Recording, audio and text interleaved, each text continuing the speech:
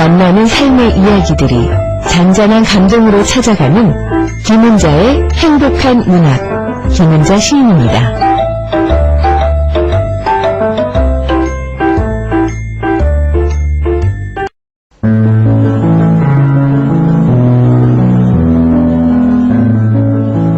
김은자의 행복한 문학.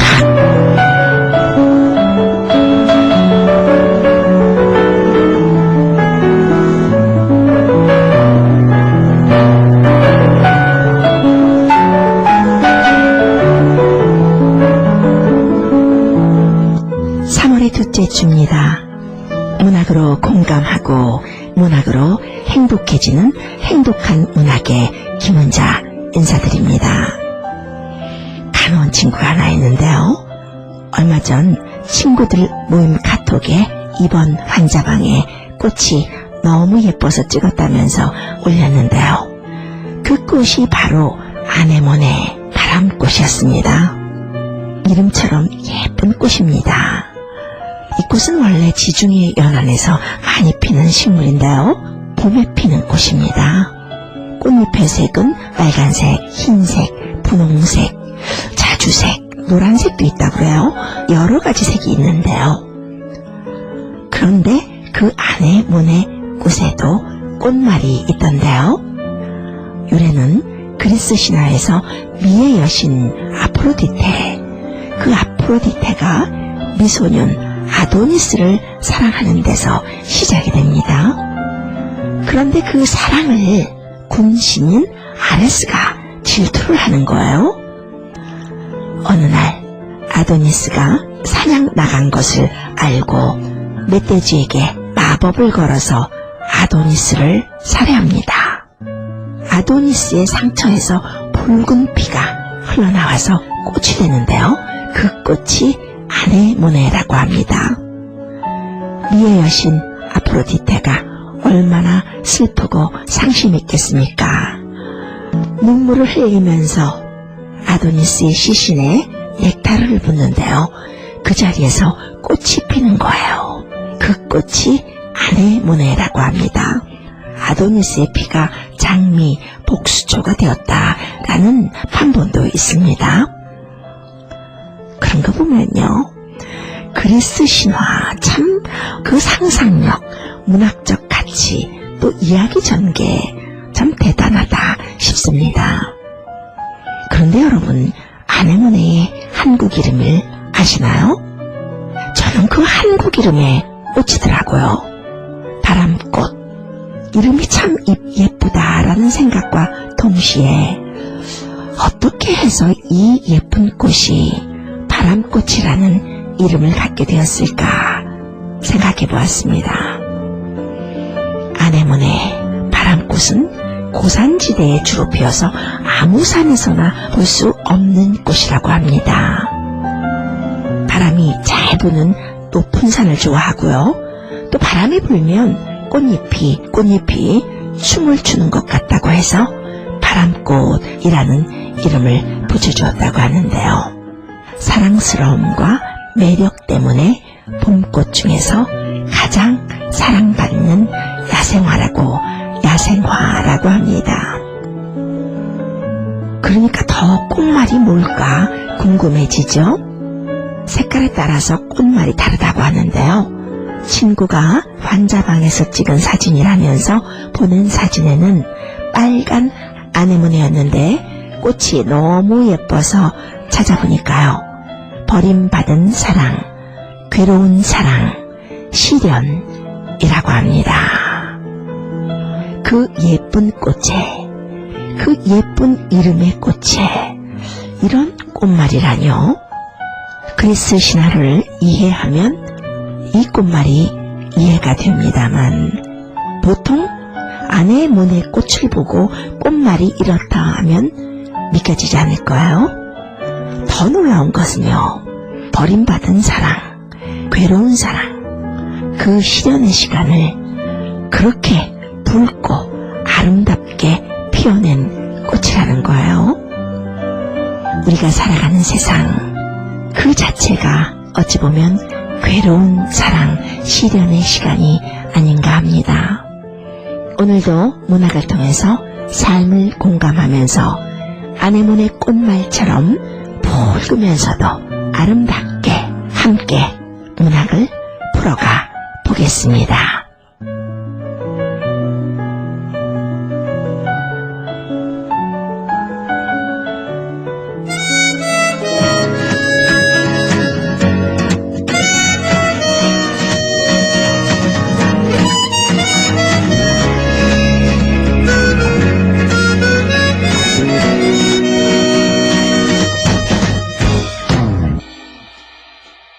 문학으로 행복해지는 시간, 행복한 문학, 작품 소개하는 시간입니다.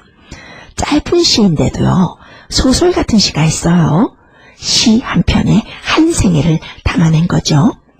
그런가 하면 수필인데 긴 소설 같은 이야기의 수필도 있습니다. 오늘 여러분들에게 소개할 수필이 그런 수필인데요. 목성균 수필가 하면은 그의 작품은 하나같이 끈끈한 인간의 정이 흐르는 글들이 많습니다. 인간의 정을 통해서 자기 정체성을 찾는 작품들이 많고요. 끈끈한 정이 상징과 이미지를 이루게 하는 글을 쓰는 수필가이기도 합니다.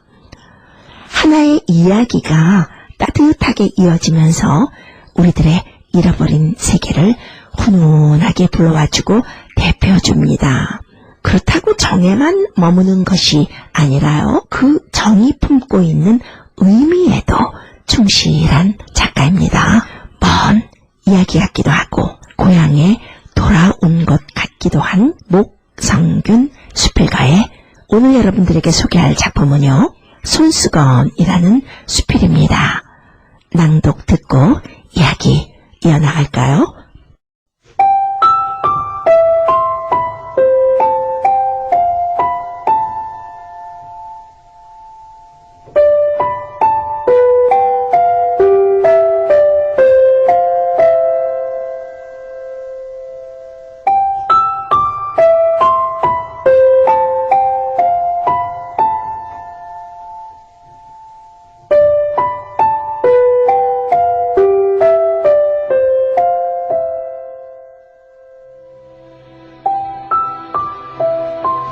석선이가 저 세상으로 갔다.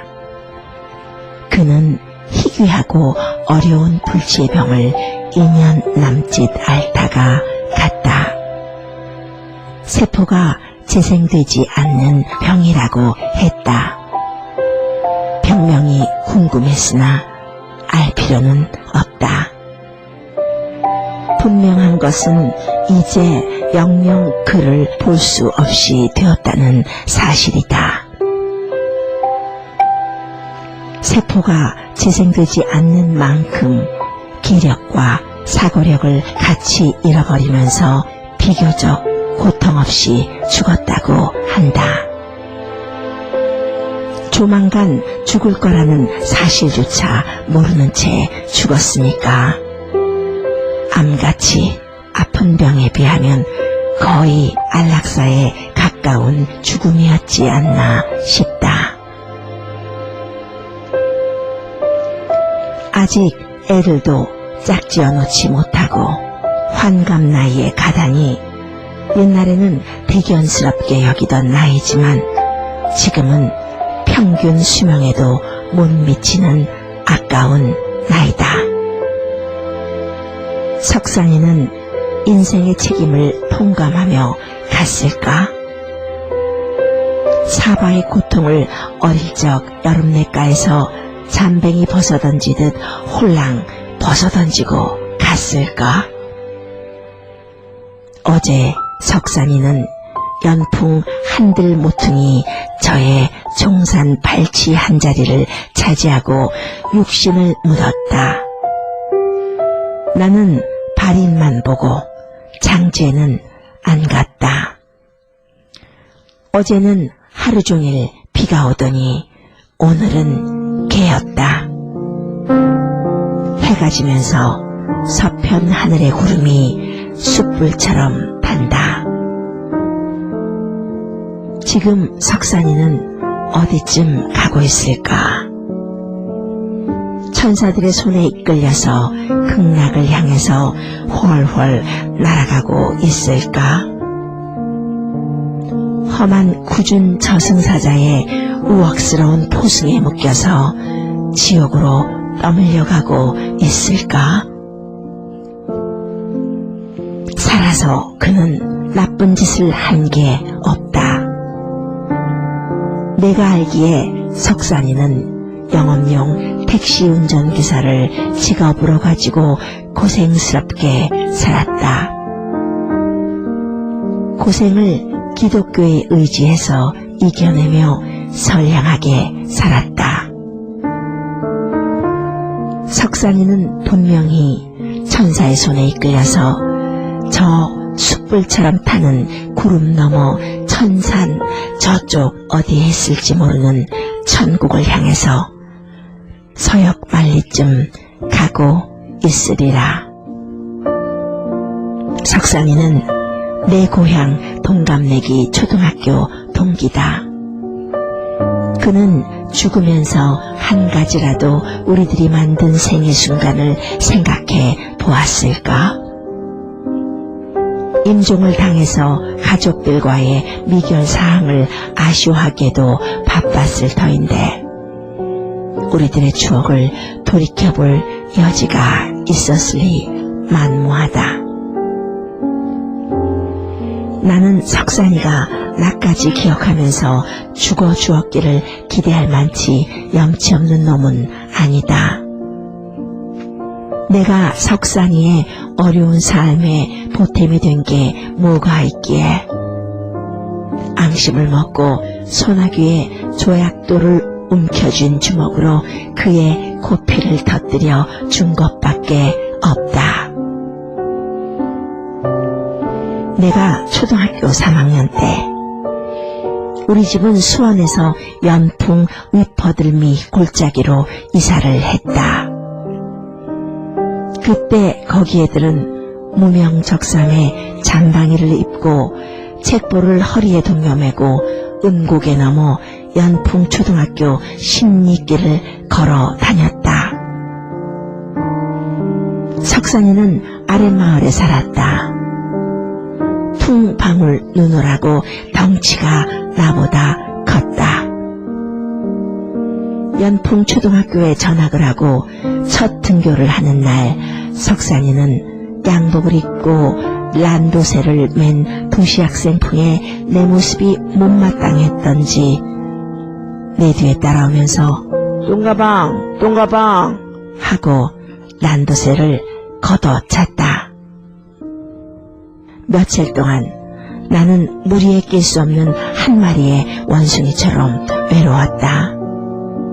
나는 될 수 있는 대로 애들 뒤에 처져서 혼자였으나 석산이와 악동들은 은곡의 마루에서 기다렸다가 란도세를 걷어차며 똥가방 똥가방 했다. 하루는 학교가 파하고 집으로 돌아오는데 석산이가 뒤를 따라오며 내 란도세를 또 걷어차며 똥가방 이라고 했다. 이제는 운명의 한판 승부가 불가피하게 되었다. 우리는 은곡의 어귀 이강들 냇가에서 맞붙었다. 석산이의 완력을 당하기에 역부족이었으나 방법이 전혀 없는 것도 아니었다. 나는 조약돌을 하나 소나귀에 움켜쥐었다. 그리고 품고 있던 앙심을 다해서 기습적으로 그의 코중배기를 쥐어 질렀다. 어쿠 하면서 석산이는 코를 움켜쥐고 주저앉았다. 그리고 코를 문지르고 일어서는 그의 얼굴은 터진 쌍코피로 피범벅이 되었다.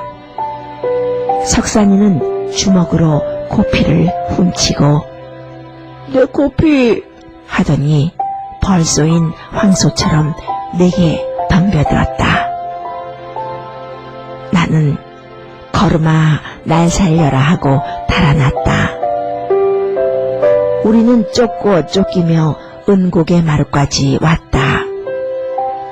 숨이 차서 더 이상 달아날 수가 없었다. 석산이도 숨을 헐떡거렸다. 우리는 서로 노려보면서 선악나무 아래 서 있었다. 석산이가 먼저 땅바닥에 털퍼덕 주저앉았다. 나도 따라서 털퍼덕 주저앉았다. 그리고 나는 백기처럼 손수건을 꺼내서 석산이를 주었다. 석산이는 새하얀 손수건에 코피를 묻히기가 미안했는지 받아들고 물끄러미 보고만 있었다. 코피 닦아. 싫어. 석산이는 손수건을 쓰지 않고 내게 도로 주었다. 그리고 풀숲에서 마른 쑥잎을 뜯어가지고 비벼서 솜처럼 만들더니 그걸로 코피가 나는 코를 틀어 막았다. 코피가 나면 이렇게 하는 거요. 새학기가 시작된 이른 봄이었다. 애들은 고개 아래 저만큼 오고 있었다. 아지랑이가 가물가물 애들을 따라오고 있었다. 나는 손수건을 받아가지고 피 묻은 녀석의 넙대대한 얼굴을 물끄러미 쳐다보다가 호주머니에 집어넣었다. 우리 친하게 지내자. 그 말 한마디는 했을 것이다. 오래되어서 누가 그 말을 했는지는 기억할 수 없지만 그 후 나도 무명적삼에 잠방이를 입고 란도셀 대신 무명 책보를 허리에 동여매고 학교를 다녔다. 그렇게 우린 우정에 물꼬를 트고 세월이 흘러서 나는 결혼을 하고 석산이도 우리 동네 내 여동생 친구와 혼담이 오고 가더니 결혼을 하게 되었다. 그들이 약혼식을 한 날 읍내로 약혼 사진을 찍으러 간다며 석산이가 우리 집에 손수건을 빌리러 들렸다. 그 털털한 촌놈이 손수건의 필요성을 느껴본 것은 그때가 처음이었을 것이다. 실록이 우거져서 먹구기가 유장하게 우는 초여름이기도 했지만 생전 처음 처녀와의 외출에 진땀이 났던 모양이다. 아내가 장롱 깊숙이 간직해 두었던 손수건을 한 장 꺼내 주었다. 손수건 한 귀퉁이에 봉숭아꽃 잎을 조그맣게 수놓은 탕목 손수건이었다. 물론 나도 쓰지 않은 새 것이었다. 혼인 전 아내가 눈 오는 깊은 밤 누군지 모르는 자기 사람을 위해서 한 땀 한 땀 정성을 다해 술을 넣고 삶아 바랬을 눈처럼 하얀 손수건이었다. 재수씨 고맙습니다. 임마 먼저 장가된 동생도 있다던 형수라고 해. 그때 문득 하얀 손수건을 물끄러미 들여다보고 돌려주던 얼굴에 코피 칠갑을 한 녀석의 넙대대한 초등학교적 얼굴이 생각났다. 손수건을 빌려주고 나는 묵은 빛을 갚은 것처럼 기뻤다. 동구 밖을 걸어나가는 둘의 모습. 신랑감은 앞서가고 색시감은 몇 발자국쯤 떨어져서 뒤따라갔다. 동네 사람들이 모두 나와서 그 광경을 기쁜 얼굴로 바라보았다. 나도 그랬다. 지금도 그 모습이 눈에 선하다. 발인 때 석산이 아내가 영구차에 관이 실리는 걸 보고 통곡을 했다. 얼굴이 눈물바다를 이루었다. 그래도 눈물을 닦지 않고 울었다.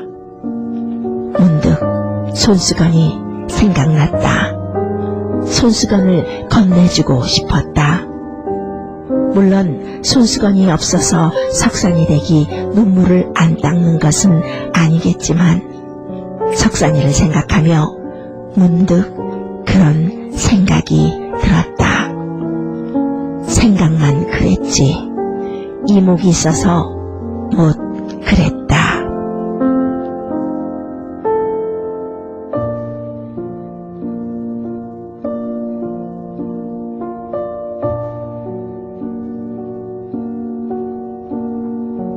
아니라 마치 자신의 삶의 이야기를 진솔하게 들려주는 것 같은 그런 작품이죠. 친구가 죽고 친구의 아내가 눈물을 흘리면서 우는데 그 눈물을 닦지도 않는 거예요.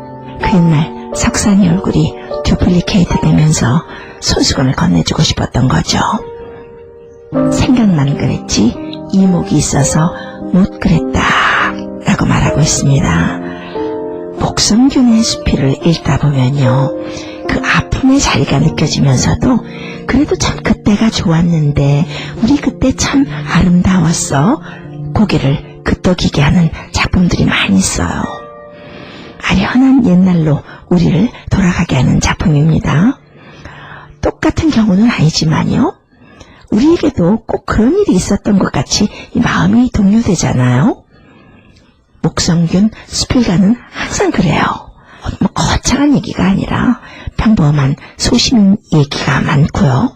그 평범한 삶을 소중하게 끌어내서 보통 사람이라는 것에 오히려 행복감을 느끼게 해줍니다. 맞아요. 나이가 들수록 이 친구들이 많이 생각납니다. 친구들 중에 운명을 달리하는 친구도 생기고요. 그럴 때는 정말 함께 자라났던 그 옛날 시절을 많이 생각하게 되죠. 옛날에는 그랬습니다. 전학 온 학생은 꼭 한번 이렇게 된 신고식을 치러야 했습니다. 목성균 수필가가 자기 멋진 가방을, 란도셀인가 뭔가 하는 그 멋진 가방을 똥가방 똥가방 이렇게 부르는, 그러면서 비아냥거리는 그 친구들, 급기야는 석교 중에 하나인 석산이와 한판 붙게 되는데요. 옆에 있는 돌을 들어서 냅딱 석산이의 코를 내리친 거예요. 코피를 흘리면서 따라오는 석산이를 또 뛰어서 도망가고 하다가 서로 숨이 차서 선악나무 아래 둘이 주저하는 거죠. 손수건을 내어주면서 아이고 이때는 좀 받아서 닦으면 되는데 말이에요. 석산이가 또 싫어 하고 똥고집을 부립니다. 그리고는 시골아이답게 그 옆에 있는 나뭇잎을 돌돌돌돌 말아서 솜처럼 코를 틀어막았다고 하는데요. 참 그 장면도 아름다워요. 그랬던 친구가 연애를 하고 또 손수건을 빌리러 집에 오고 그리고 또 돌려줍니다. 그 손수건이 그냥 손수건이라고요? 여기서 손수건은 마음입니다. 손수건을, 친구를 사랑하는 마음, 정으로 표현한 거예요. 목성균 작가의 그 유명한 작품은 명태에 관한 추억, 새한도라는 수필이 있습니다. 거기서도 그래요. 좀 어떻게 보면 요즘 사람들이 보기엔 신파가 느껴지기도 하지만 속을 따뜻하고 이 깊은 곳까지 훑어내주는 것 같은 글을 읽고 나면 꼭 그런 느낌을 언제나 우리에게 줍니다. 최원현 수필가는요, 목성균 수필가의 작품 세계에 대해서 이렇게 표현했습니다. 첫 번째, 지난 것에 대한 그리움이 사뭇 크다. 그리고 두 번째는 지난 시절을 그리워하는 데는 행복하기 위해서 할 수 있는 일들이 그나마 있었다라고 말한다는 점이고요. 세 번째는 그렇지만 살기 위해선 그리움도 행복도 지나칠 수밖에 없다. 또 네 번째는 또 반전입니다. 그러나 지금에는 남에 대한 배려마저도 이기심을 채우려는 인색함이었다는 사실에 아연해지게 해준다는 것, 관계 속에서 따뜻한 예정을 불러내면서 메말라가는 현 시대를 어떻게 보면 고발하는 것 같기도 한 작품이기도 합니다. 정말 그런 것 같아요. 옛날에 대한 그리움이 듬뿍 묻어 있어요. 그리고 꼭 이렇게 말하는 것 같아요. 그 시절이 참 좋았는데 지금 우리는 뭐 하고 있는 거지? 이렇게 우리에게 질문을 던져주는 것 같습니다. 이 글을 쓴 목성균 수필가는요, 1938년 충북 괴산 연풍에서 사남 일녀 중 장남으로 태어났습니다. 청주상고 서라벌 예대 문예창작과를 중퇴했고요. 1968년 산림직 공무원 국가고시에 합격해서 25년간 공직생활을 했습니다.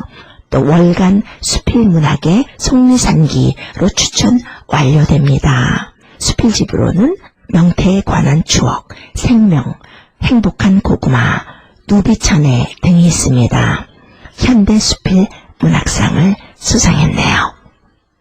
오늘도 여러분들과 따뜻한 수필 한 편 나눠봤습니다. 시간 가는 줄 모르겠네요. 어느새 행복한 문학 내릴 시간이 되었습니다. 다음 주에 좋은 글로 또 찾아뵙죠. 봄이 거의 다 왔습니다. 조금만 더 참으면 좋은 날 오겠죠. 김은자였습니다.